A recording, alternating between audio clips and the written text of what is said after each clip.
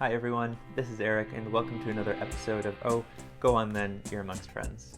In today's episode, I talk with my dear friend Ashley.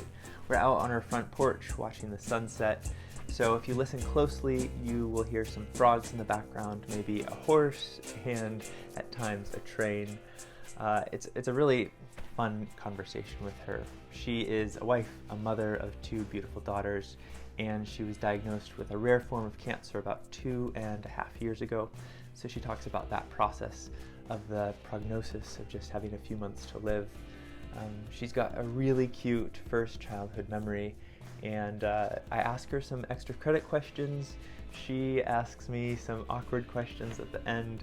So overall, I think that you'll really enjoy today's episode, and I am so pleased that I get to introduce you to my friend Ashley. So let's begin. Hi, welcome to another episode of Oh, Go On Then, You're Amongst Friends.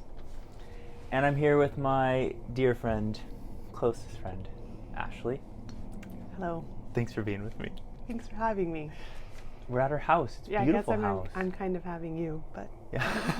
Thanks for the wine. I Welcome. can't afford nice wine like this. I don't think it's that nice, but... No! What tastes nice? That's what matters. I've got 15 questions for you. Okay. And the last question...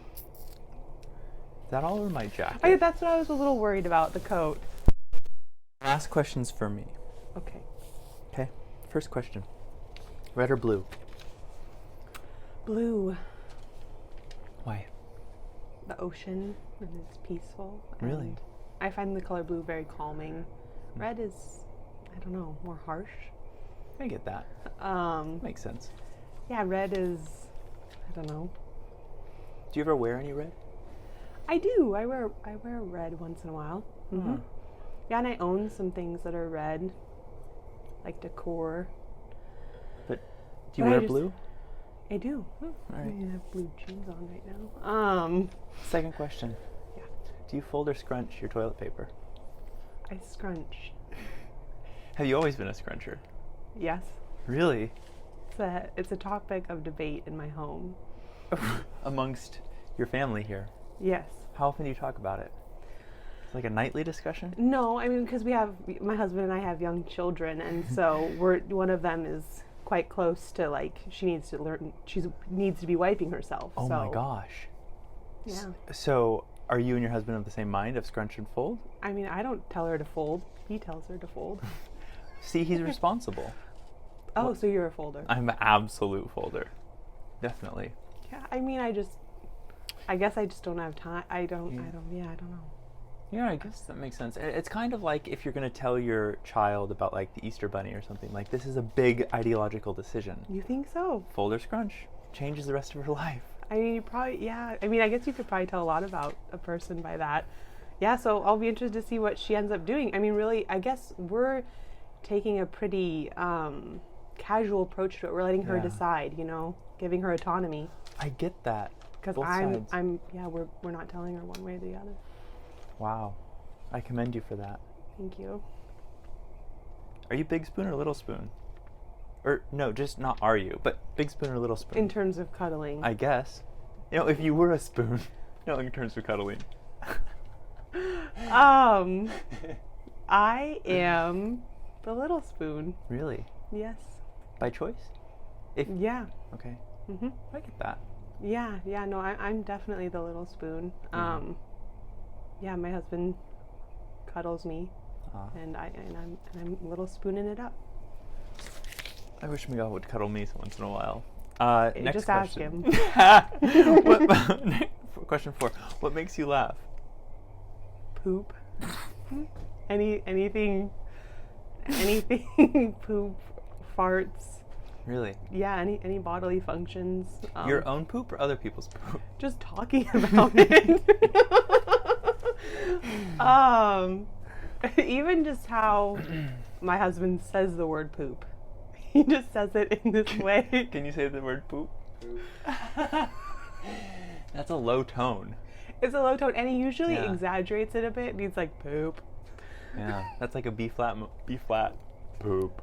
Yeah, but yeah, anything anything poop, potty talk, that'll. I guess you have a laugh. 4 and a 2-year-old that comes Exactly. up. Yeah. Okay. Yeah. What was your first happy memory as a child? First happy memory. Ooh. I feel like the answers were coming so quick. This one's. Oh, take your time. Thank you. I should have told you. You can also skip any question, Okay. but I'll ask you why you're skipping it. Oh. I'll guilt you into it. Okay. Good to know. Okay. What was your first happy memory as a child? First happy memory as a child.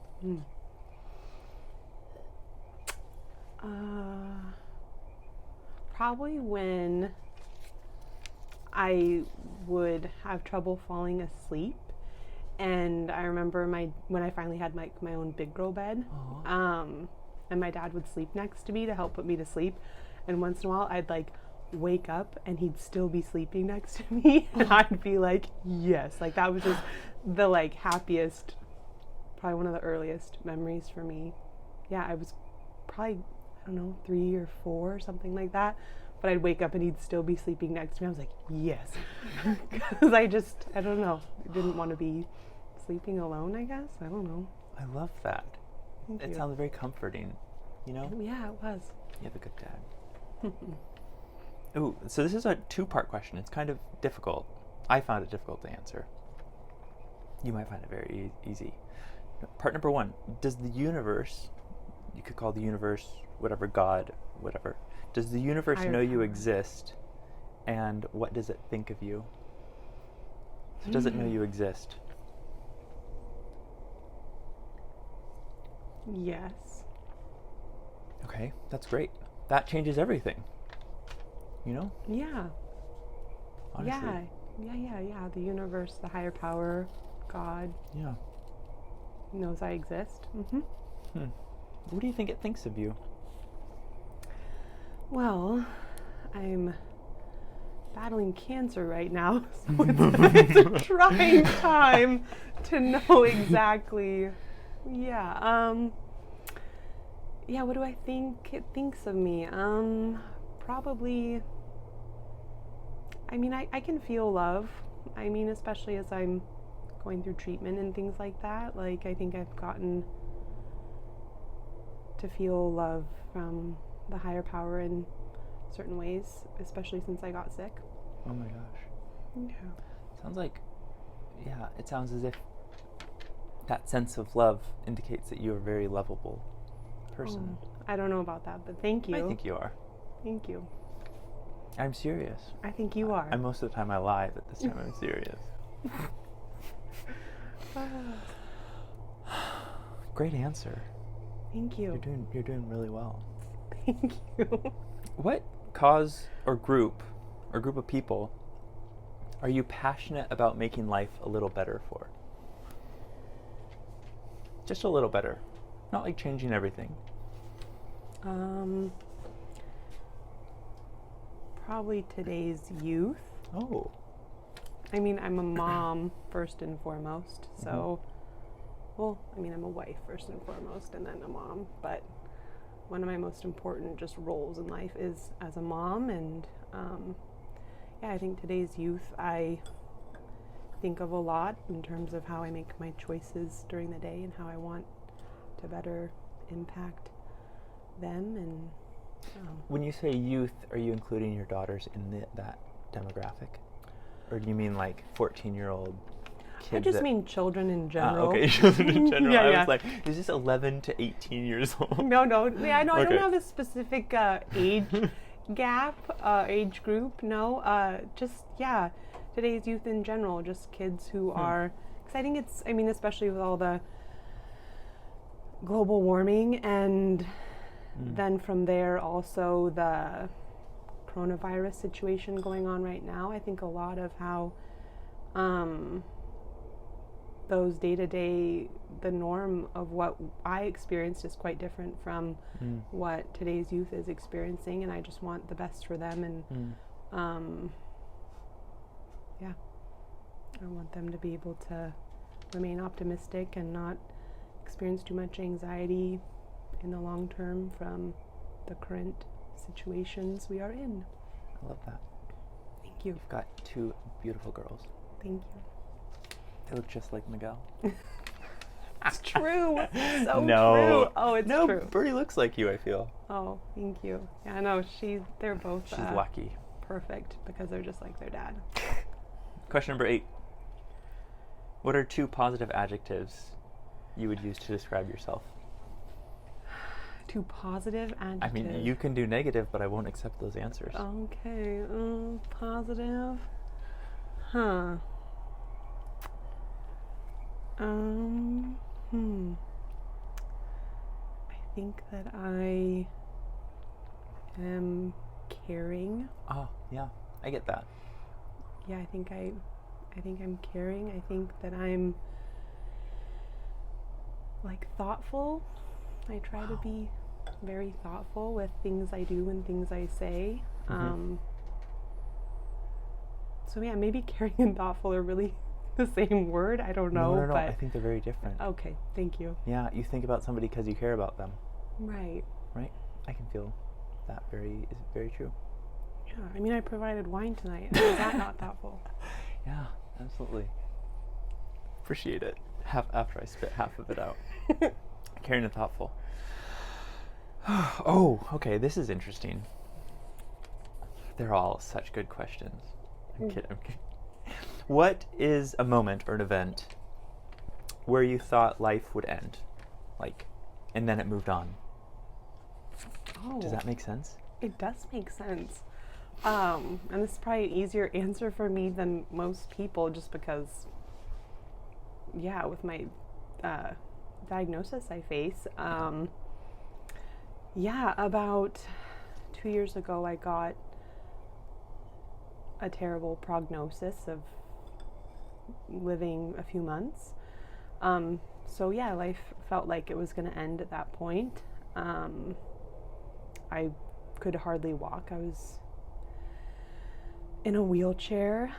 Yeah, it's easy. When I say easier for me to think of than other people, it's just because it's what's just happening in my current health situation. Absolutely. My gosh. But yeah, so I was given a few months to live, and I was really sick. My husband had to push me around in a wheelchair more often than I would like. And then I started treatment for my cancer, and I ended up responding really well. I'm one of the lucky ones that responded really well to the treatment and to alternative therapies that I'm lucky to have a dad and husband who looked out for me for. But yeah, so it turned around. I responded really well from there, and I've been able to watch my daughters grow up another 2 years and sleep next to my husband for another 2 years. So I'm thankful. That's beautiful. Thank you. I'm so glad you're here. Thank you. And I got to be here with you. Wow. Has it helped your relationship? How has it been with Miguel, like, after that? Is this one of the questions? No. Okay, number 10. No, you can. It's fine. I was just like, you. I ask everybody. Question number 9.5. How's your relationship with Miguel? But yeah, no, it's because that seems like such a shocking thing. Right. And then somebody's with you to continue on. Right. To like push you around in the wheelchair. Yeah. No, I mean, it has its challenges, of course. Yeah. But yeah, it has its challenges, but for the most part, it's, I think, deepened our love and understanding and appreciation. But definitely it can put strains in other ways too. But, my goodness. yeah. I mean, I really admire your relationship with him. Thank you. Honestly. It always seems so firm, you know? I feel like you guys are able to be flexible and kind of understand the nuances of each other's like emotions and needs and things like that. Right. You know? Yeah, I think we've learned a lot about each other. Number 10. That was an extra credit 9.5. question. Thank you. Yeah, that was extra credit. I am a little bit of an overachiever. You did so that's all super good. well. Thank you. Love, oh gosh, this one is, love and suffering are said to be our greatest teachers. Sorry, I can hear my daughter on the baby monitor. Oh, is it Evie? It's Bernie. She's singing. Oh, she's singing? Or is she crying? She's not crying. Does she sing most nights? Oh, yeah. What does she sing? Frozen, Let It Go, or... Yeah, what else does she sing? Good Ship Lollipop. Mulan. Yeah. She's got a whole repertoire of songs. She does. She's the vocal one. Love and suffering are said to be our greatest teachers. Mm. What has each taught you? Love has taught me, love has taught me to appreciate the moment, or maybe that's suffering. Yeah, weird. Wow. Fascinating. Right, yeah. It's almost like they're... What a paradox. Yeah, and you can't have one without the other. But I don't know. But no, love, no, you can go ahead. Well, in what way has love taught you to appreciate the moment? If that's what we're looking at, appreciating the moment, then from this angle of love, how has love taught you that? And if that angle from suffering? Love has taught me, I don't know. That's so hard to explain. It's deep.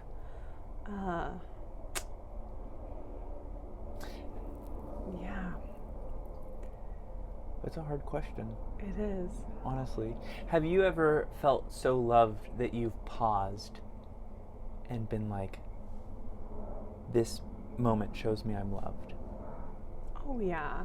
Yeah. So that could be another way of looking at it. Right. So what would be one of those moments where it just like hit you and you're like, oh my gosh, I'm so loved? Being a mom. Really? Yeah. I mean, I think that there's moments in the day where, like, I think in those moments of my children, looking at me a certain way or talking to me a certain way, I really can receive and feel their love in just those special little nuances in the day of the day-to-day. Really? Yeah. So there are these moments that like pause. Oh, yeah. Yeah, and I don't have a moment. It's hard because it's like, I know that's not very specific, but like I'll have the horses. Are we in a barn right now? I don't think so. We'll have like, I'll have moments in the day where I just want to like, where I'm like, oh, please, like, let me remember this always, Wow. Yeah, because it's just like you feel so loved in being loved by them. Yeah. That's amazing. It's a great gift. Now, coming from the place of a moment of suffering and the realization of how important moments are, what has an experience of suffering said, wake up, look at the moment?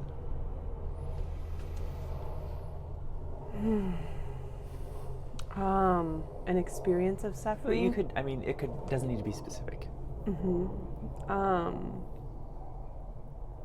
Yeah, I mean, when like going back to when I was sick and I could hardly walk, that was a time of suffering. When I was recovering from surgery, those times of suffering were pretty, and just, not being able to hold my children, those moments of suffering were really hard for me and helped me. Now that I can, I'm just, it's like you soak it up more, and, I think we're also in a state of suffering right now. I know we are. In this interview? Yeah, I wasn't going to go there, but no, just with all the coronavirus and the pandemic it's putting on us. Yeah, 6 feet, please. Sorry, Miguel. By the way, if you're watching this right now, you can't see, but Miguel is off camera, making sure we're 6 feet apart. That's my husband, Miguel. Yeah. Over there. COVID police. How would That's great. Those are great answers. Thank you. Like, I feel, quite moved by the part of picking up your children. Oh, honestly. Yeah. No, it's something that, like, I think, those types of things, everybody has those in their life, whether you've had cancer or had a heart surgery or not.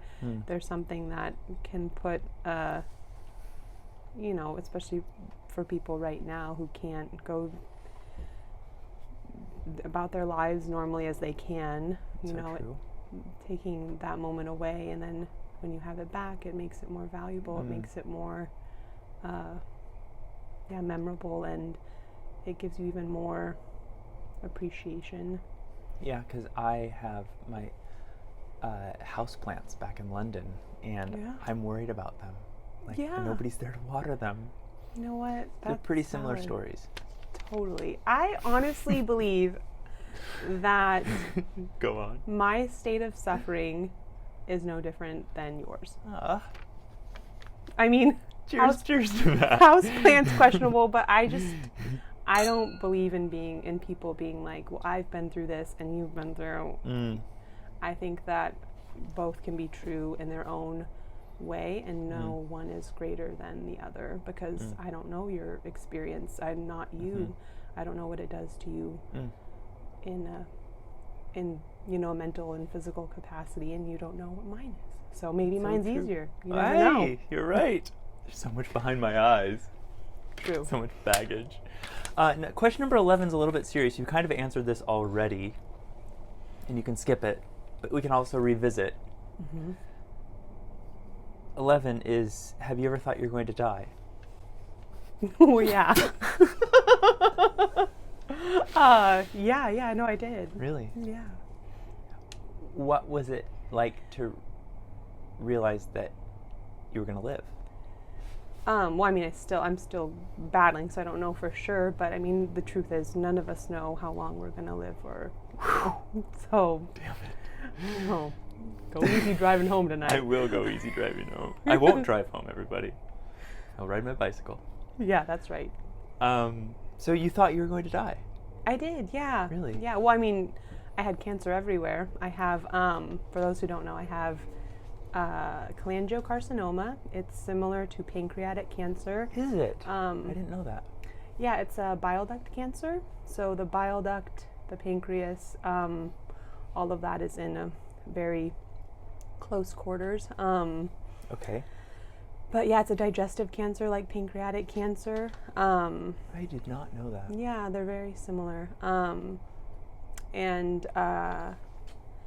Because most haven't heard of cholangiocarcinoma. It rolls off the tongue, though. It just does. You've got cholangiocarcinoma? Yeah, we in the cholangiocarcinoma world call it cholangio if we're feeling like we can just be cool and It's like Michelangelo. Chill. Yeah, cholangio. Not really. But either way, that's what I have. It was diagnosed at stage 4, and it was everywhere. Was it really? Yeah. Not just your bile duct? No, it was all over my liver. I had a tumor bigger than a baseball. Really? Mm-hmm. Yeah, and then they told me I'd never be operable, and then I ended up, they told me numerous times I'd never be operable, and I ended up being able to have 40% of my liver removed, my gallbladder removed, surrounding lymph nodes, and yeah. That's a lot. It is. There's just like people making noise. But yeah, so either way, yeah, I thought I'd die, especially because my cancer was so bad, because cholangiocarcinoma is commonly caught very late because the symptoms are not as prominent as other cancers. So it's rare for someone to catch cholangiocarcinoma in terms of getting diagnosed before stage 4. Yeah, I feel like your body, and the way that you described it earlier, like in previous days, was that you knew something was not right. Yeah, I was. My daughter was about. So it was about May 2018 when I started feeling sick. So she was 7 months old. Mm-hmm. So just being postpartum and having children, I feel like true. You end up knowing your body better. I don't know. That's what it seemed like for me anyway, but I still it was still caught stage 4. But either way, I'm really thankful that I'm here now. And yeah. Absolutely. My God. Ashley. This is a different, what are your thoughts on cheating? And how would you define it? You know? See, I never really thought about the how do you define it part. But I was asking Yeah. my flatmate, and she was like, but Eric, everybody has different versions of what cheating is.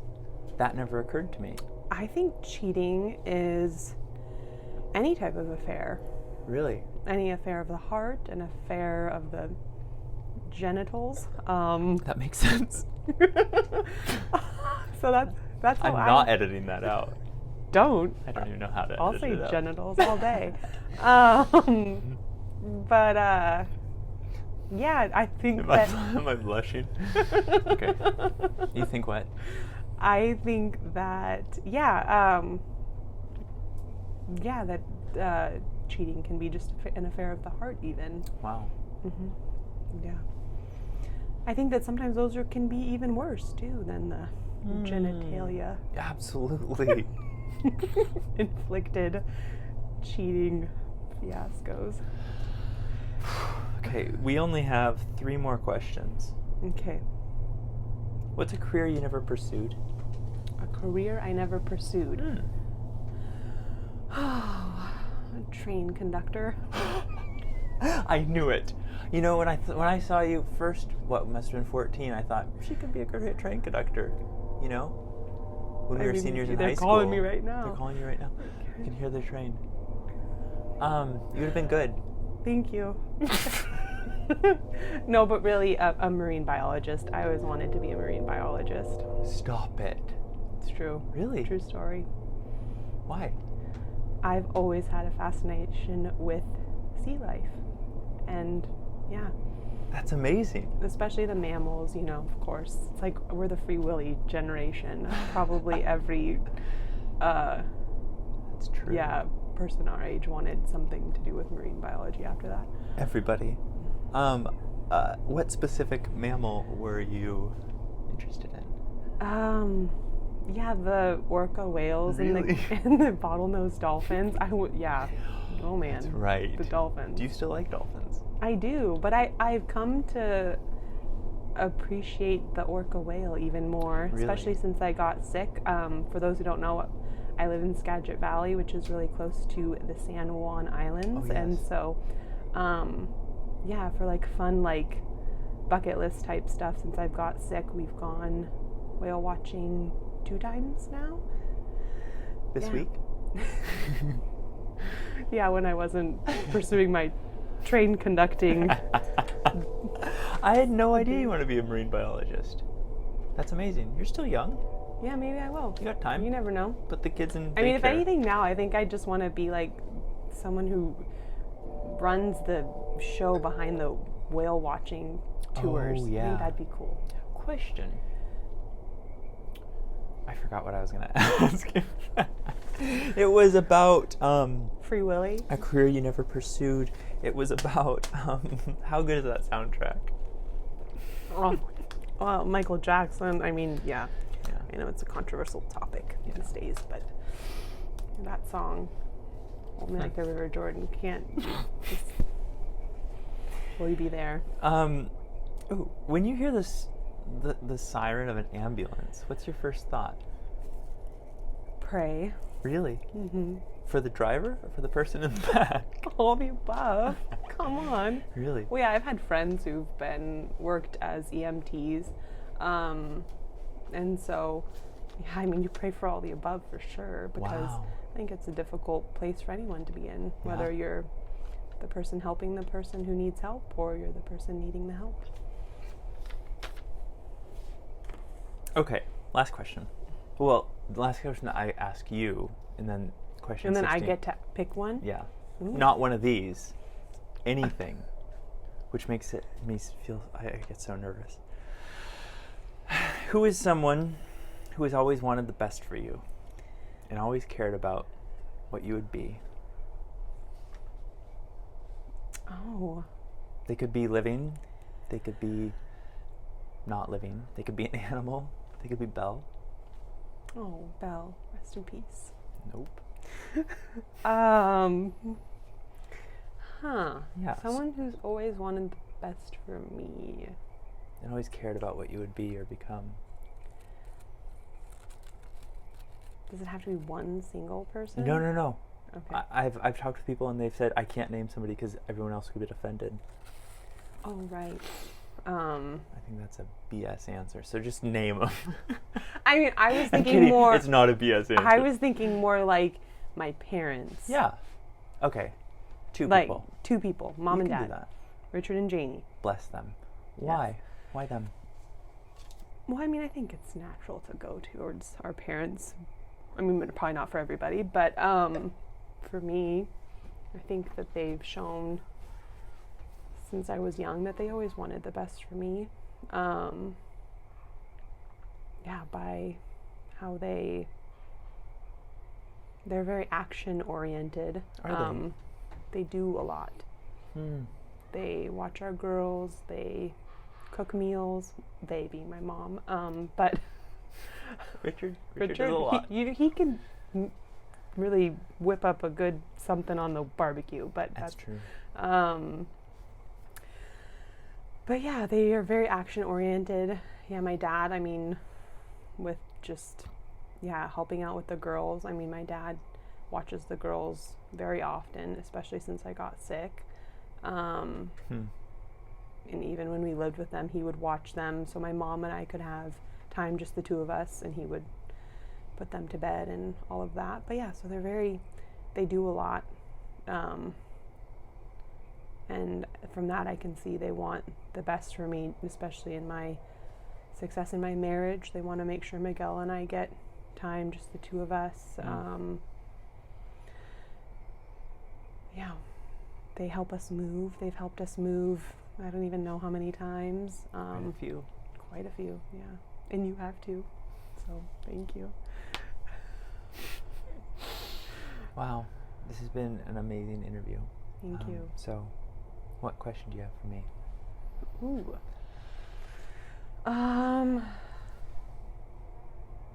Your best shag. No, I'm just. Oh my gosh, it was my first. Oh, you're gonna really go there. Good for you.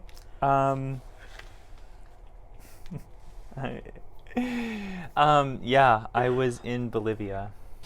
I've never even been to Bolivia. Do you want me to ask you another question No, in case you decide to edit that out? I can. Yeah, ask me another one. Okay. Just, I don't know, your Maybe. parents. I've already burned my reputation. Oh, I'll never run for public office. Or you will, because. Miguel snickers at me. Okay, go on. That was really the question that you had in mind for ages. I thought you knew the story anyway. I knew the story, but I didn't know who the best was. If you could pick. Share. If you believe. If I could pick what? If you could pick one.